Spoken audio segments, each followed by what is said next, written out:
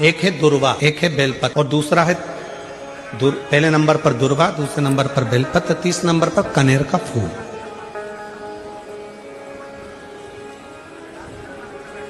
कोई अच्छा कार्य करते करते कई माताएं ऐसी होती हैं जो अपने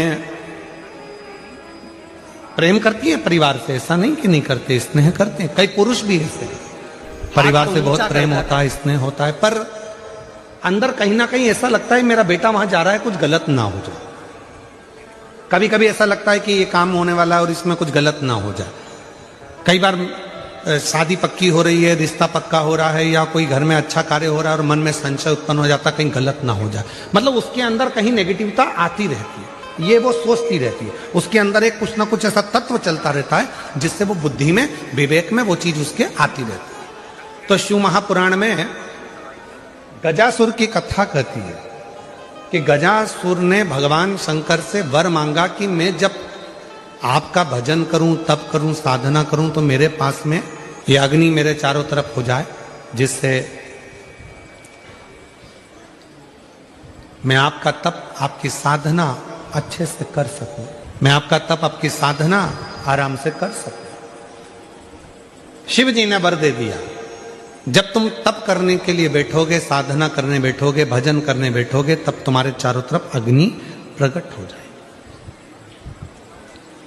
जिन माताओं को, जिन भाइयों को, जिन बेटियों को, जिन बेटाओं को, जिन मेरी बुजुर्ग माँ बाप को ऐसा लगता है, अंदर से ऐसा महसूस होता है कि कुछ गलत होने वाला है, कल कुछ गलत होने वाला है, मेरे पति के साथ ये गलत होने वाला है, मेरे बेटे के साथ ये गलत होने वाला है, या मेरे साथ कुछ गलत होने वाला है, जिसकी बुद्धि में केवल नेगेटिविटी चलती रहती है,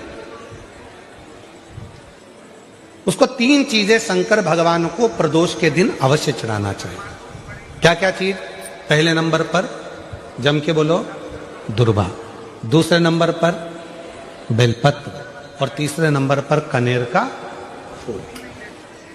और यदि ऐसा महसूस हो रहा है कि मेरे को स्वप्न भी गड़बड़ आ रहे हैं, स्वप्न भी गलत आ रहे हैं, तो मेरा निवेदन रहेगा, जो दुर्वा आपने शिव जी को चढ़ाई है, उस दुर्वा को उठाकर लेकर आ जाना है और प्रदोष काल में, प्रदोष के समय पर उस दुर्वा को चबा चबा कर खा लेना है।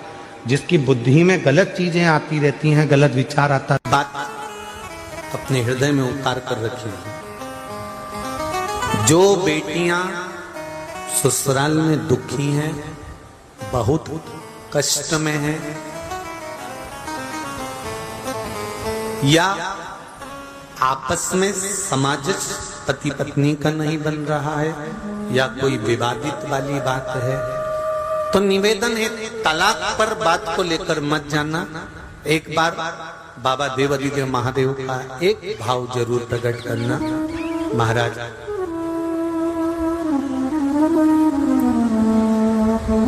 श्री अवधूतेश्वर महादेव का नाम लेते। कौन से महादेव? अवधूतेश्वर महादेव का नाम लेकर थोड़ी सी मूंग, हरी जो मूंग होती है, उस मूंग को गला लीजिए पानी में।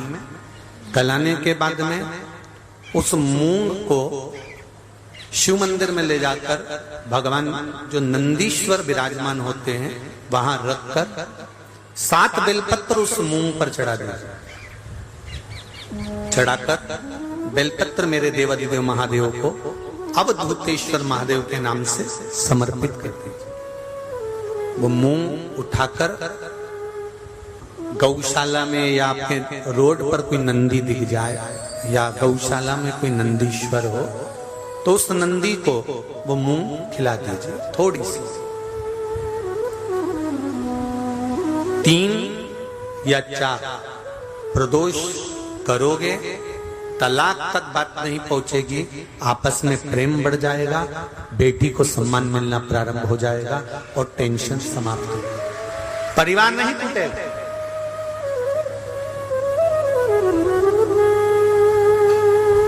हमारे यहाँ तो मूंग का प्रयोग, जो हरी मूंग होती है, धना होता है, खड़ा धना, गुड़,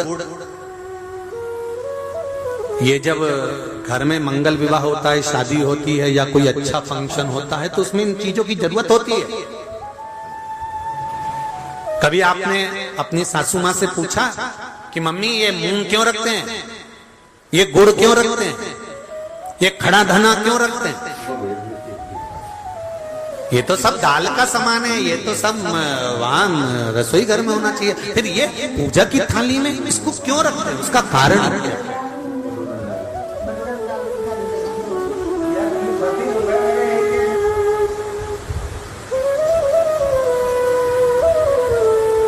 उसका कारण क्या है? कभी अपनी सासू माँ से पूछना तो सासू माँ बताएगी कि जिस समय पर भगवान शिव, भगवान महेश और उमा का संबंध हुआ था, भगवान शंकर के 51 विवाह पहले हो चुके थे, पार्वती के साथ में 52वें नंबर का विवाह है शिव जी का। इससे पहले उमा, कात्यायनी, सती, कुष्मांडा, ऐसे भगवान शंकर के साथ में जो शिव जी के गले में मुंडों की जो माला होती है ना, उस माला में जो मुंड पड़े होते हैं वो 51 है। पार्वती माता ने पूछ लिया ये मुंडे किसके हैं? शिव जी ने कहा सब तेरे। पार्वती ने पूछा वो कैसे? शिव जी कहते हैं तू इतने बार प्राणों को छोड़ चुकी है और जितने बार तू प्राण छोड़ती है उतने मुंडे में गले में धारण कर ले, तेरी माला बना कर पहनता। उमा और महेश का जब विवाह हुआ था, भगवान उमा और माता उमा और भगवान महेश का जब मंगल विवाह हुआ था, उस विवाह के समय पर माता उमा रुष्ट होकर भगवान शिव से, ऐसा नहीं है कि केवल माता उमा रुष्ट हुई, तिरुपति चले जाओ तो माता लक्ष्मी रुष्ट होकर नीचे बैठी है।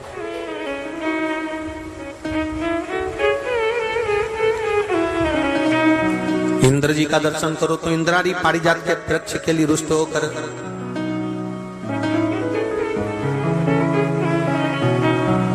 ब्रह्माणी और ब्रह्मा का दर्शन करो तो गायत्री मैया को यज्ञ में बिठा लिया पुष्कर जी में, तो गायत्री मैया को देखकर सरस्वती रुष्ट होकर बैठ गई। ऐसा नहीं है कि रुष्टता नहीं होती है, पर उस रुष्टता में दोनों का साथ भी होता है। लक्ष्मी मैया से, भगवान विष्णु से लक्ष्मी ऐसी रुष्ट होकर गई कि नीचे आके बैठ गई, पर भगवान के पास नहीं पहुंची। ब्रह्माणी ब्रह्मा के पास नहीं पहुंची, पर पार्वती, उमा, सती शिवजी के पास के बिना दूर गई नहीं। दोनों पार्वती मैया, माता उमा रुष्ट होकर भगवान महेश से चली गई, और जब भगवान महेश से रुष्ट होकर माता उमा जाती हैं, माता उमा चली जाती हैं, तब उस समय पर ऋषियों ने, संतों ने आकर माता उमा को समझाया। स्वयं देवऋषि नारद भी उस समय पर पहुंचकर समझाए कि मां, यदि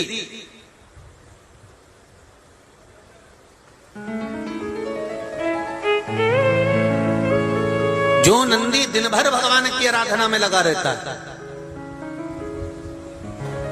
उस नंदी को यदि अर्चन किया जाए तो उसका फल हमें मिलेगा। उमा माता ने दोनों के संबंध को श्रेष्ठ बनाने के लिए मुंह भगवान नंदीश्वर को समर्पित कर दिया। बहुत ध्यान दीजिएगा, आज भी बुजुर्ग माताएं पूजा की जो थाली रहती है उसमें गुड़, मूंग, धना, जब मंगल विवाह होता है या कोई अच्छा कार्य होता है, शुभ कार्य होता है, तो उसमें ये रखती हैं। उसका कारण है कि जिसका संबंध जोड़ा जा रहा है, जो लड़का लड़की का संबंध हो रहा है, या कोई सगाई हो रही है, या इन लोगों का आपस में कोई जुड़ाव हो रहा है, या दो रिश्तेदार आपस में मिल रहे हैं, तो इन लोगों में कभी विवाद खड़ा नहीं। कोई नया काम का चालू कर रहे हो आप, कोई व्यापार के लिए जा रहे हो, नौकरी नहीं लग रही हो, सर्विस नहीं लग रही हो आपकी, आपने बहुत एग्जाम दे ली, बहुत परीक्षा के लिए आपने तैयारी कर ली है, बहुत प्रयास कर लिया, बहुत प्रयास, अथक प्रयास आपने कर लिया। भगवान प्रदोष का अगर दिन हो और प्रदोष काल का समय हो और एग्जाम प्रदोष के बाद हो, या आपको तारीख मालूम पड़ जाए और उसके पहले अगर 15 दिन 20 दिन पहले भी प्रदोष पड़ रही हो तो बेलपत्री समभागी बना। समभागी मतलब ये जो चिकना वाला पत्ता होता है ना बेलपत्री का, सीधा वाला भाग, और इस पत्ती का भी सीधा वाला भाग, ये दोनों जो बेलपत्री के चिकने भाग होते हैं महाराज, ये बेलपत्री का जो चिकना भाग है और ये चिकना भाग है, इन दोनों में लाल चंदन लगाकर बेलपत्री के भाग को जोड़ लेते महाराज।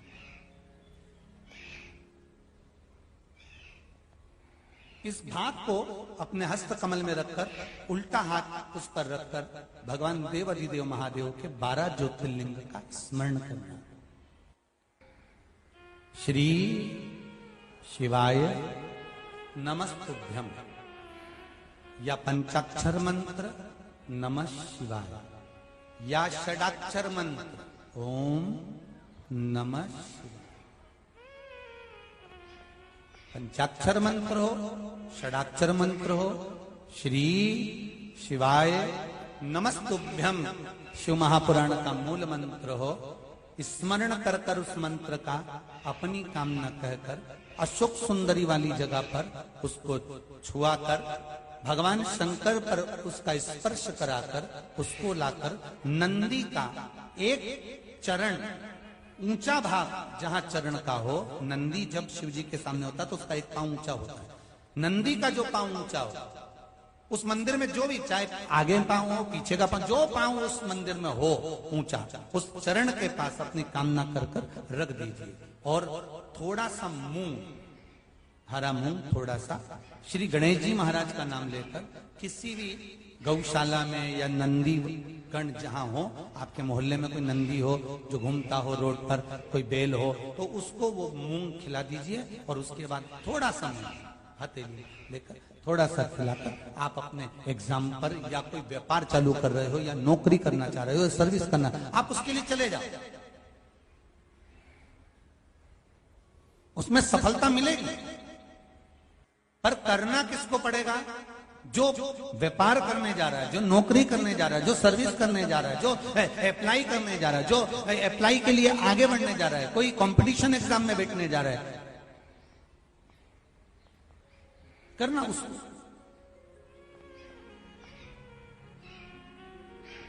अच्छा, शादी करना है लड़के की, उपाय कर रही अम्मा, उपाय मां कर रही है। शादी करना है बेटी की, उपाय कर रही मां। थोड़ा तो बेटा बेटी का हाथ तो लगवाओ उसमें, भले वो करने नहीं जाए पर स्पर्श तो कर दे उसको।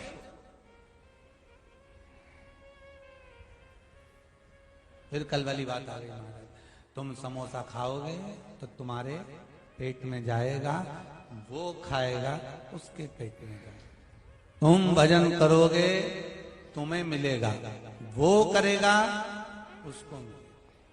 दान तुम करोगे तुम्हारे खाते में जाएगा, वो करेगा उसके खाते में जाएगा। शिव कथा कर रही है, भगवान शंकर का चरित्र कर रहा है, शिव महापुराण की कथा कर रही है, भगवान शंकर का चरित्र कर रहा है। शिव वेद का रूप धारण कर कर आ गए। आए जब कष्ट, बहुत कष्ट का जीवन चल रहा हो, बहुत कष्ट की जिंदगी चल रही हो, जितने भी लोग ऑनलाइन कथा सुन रहे हैं ध्यान लगाना, अगर कष्ट का जीवन चल रहा हो, तकलीफ की जिंदगी चल रही हो, 5-7 सोमवार, या तो 5 सोमवार या 7 सोमवार, हाथ में दुर्वा,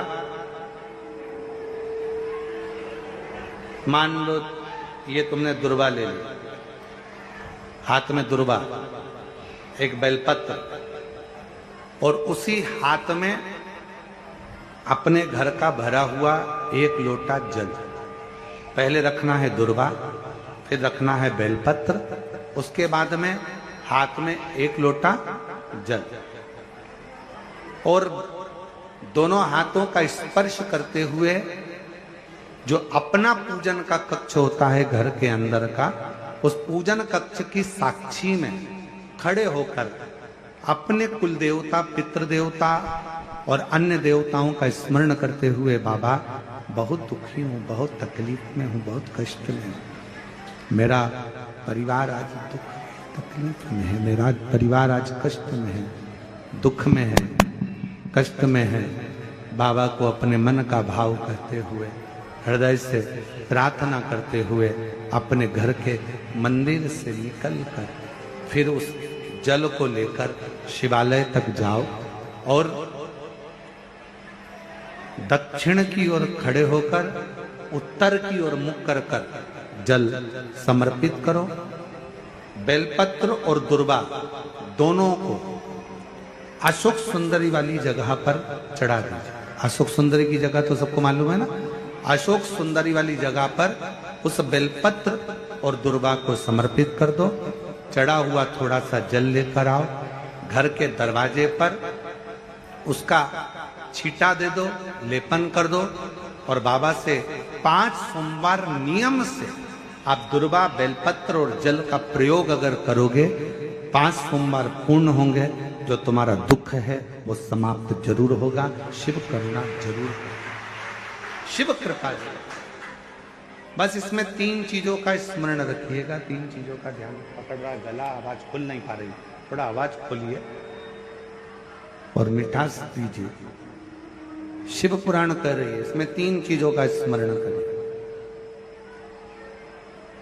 पहले नंबर पर दुर्वा, दूसरे नंबर पर बेलपत्र और तीसरे नंबर पर जब जल चढ़ाकर वापिस आओ तो अपने घर में प्रवेश के पहले देहली पर, चौखट पर भगवान शंकर के अपने घर के द्वार पर शिव का नाम लेकर जल का सिंचन।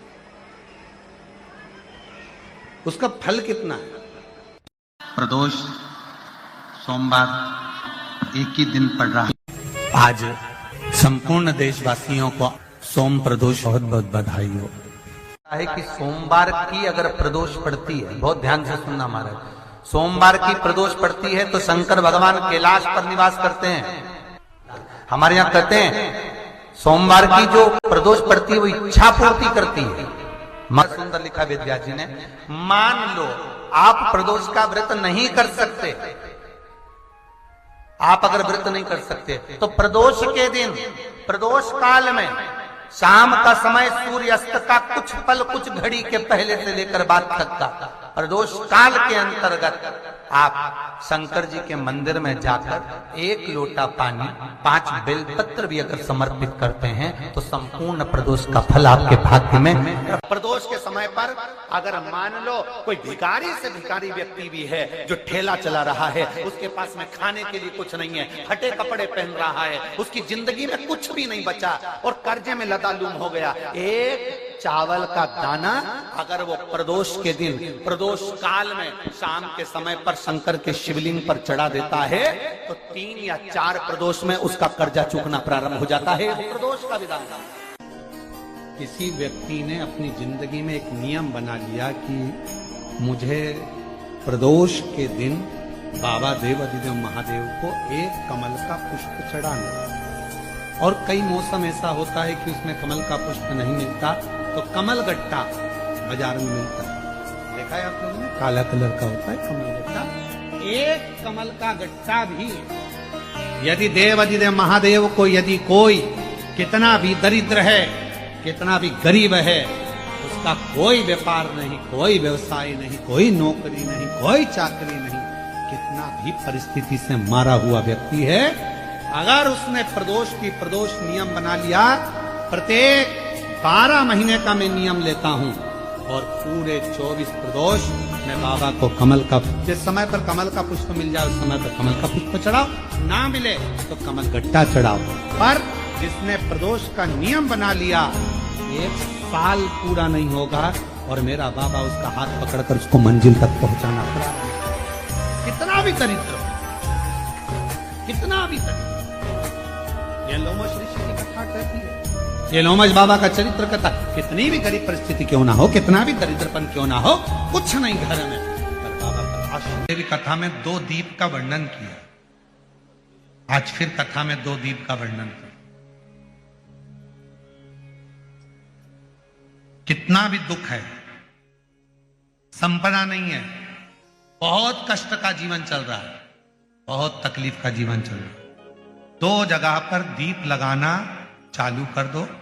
प्रदोष काल में मतलब शाम का समय, सूरज ढलने का जब समय हो उस समय 1 दीप बेलपत्र के वृक्ष के नीचे, दूसरा दीप भगवान शंकर के मंदिर पर। प्रदोष काल में जब ये 2 दीप लगना प्रारंभ हो जाते हैं तो भगवान अपने चारों